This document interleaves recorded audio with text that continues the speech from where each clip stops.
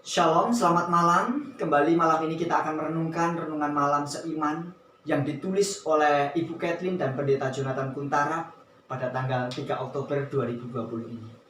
Dengan judul Teladan Basuh Kaki. Kita tunduk kepala, kita satu dalam doa.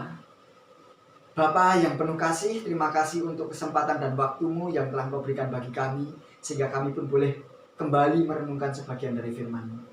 Tuntunan Roh Kudus kiranya menjadi bagian kami Bapa, sehingga kami pun boleh mengerti dan memahaminya. Dalam nama Tuhan Yesus kami berdoa.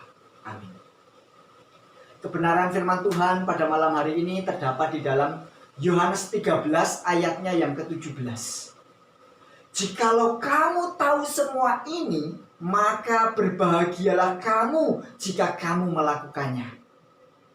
Kalimat tersebut diberikan Yesus setelah ia membasuh kaki murid-muridnya. Ini berarti Yesus telah mengajak kita untuk saling melakukan hal yang sama. Memang, menurut kebiasaan di kalangan orang Yahudi, kalau menghadapi perayaan Paskah dalam setiap keluarga, disingkirkan semua ragi dosa dari rumah tangga mereka sebelum hari pertama dari Pekan Roti Tak Beragi, sebagaimana dalam Keluaran 12 ayat 15, 19, dan 20 mengatakan. Oleh karena itu, orang-orang percaya haruslah mengaku segala dosanya dan bertobat, termasuk dosa keangkuhan, perseteruan, kecemburuan, perasaan jengkel, sikap mementingkan diri sendiri, sebelum mereka dalam roh yang benar mengikuti perjamuan kudus dalam tingkat pengertian yang paling dalam. Setelah perayaan ini berakhir, Kristus membuat peraturan pembasuhan kaki. Ia bukan saja memberikan teladan untuk mereka, tetapi teladan itu haruslah mereka lakukan. Bahkan ia menjanjikan berkat kepada mereka.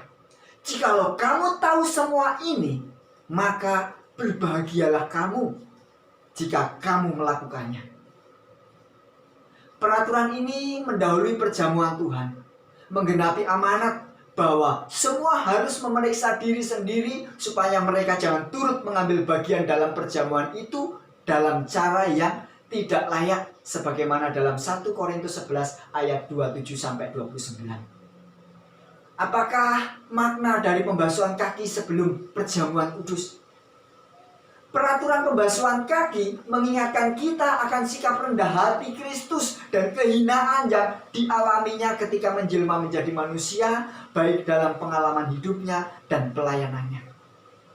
Walaupun ia memegang jabatan yang tinggi dalam tahta kemuliaan Bapa, ia telah mengosongkan dirinya sendiri dan mengambil rupa seorang hamba dan menjadi sama dengan manusia, sebagaimana dalam Filipi 2 ayatnya yang ke-7.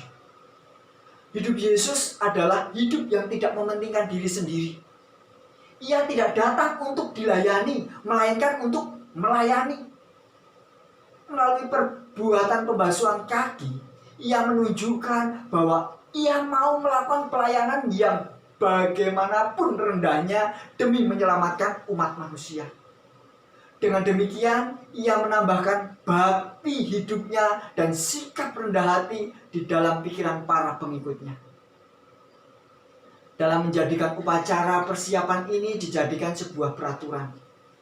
Kristus berniat menuntun umat percaya ke dalam suatu suasana kelembutan hati dan kasih yang menggerakkan mereka untuk saling melayani satu sama lain.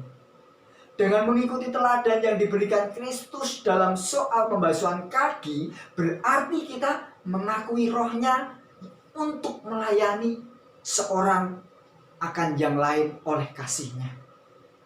Kiranya teladan pelayanan Yesus senantiasa menjadi pengalaman hidup kita dari hari ke hari. Kita tunduk kepala, kita berdoa.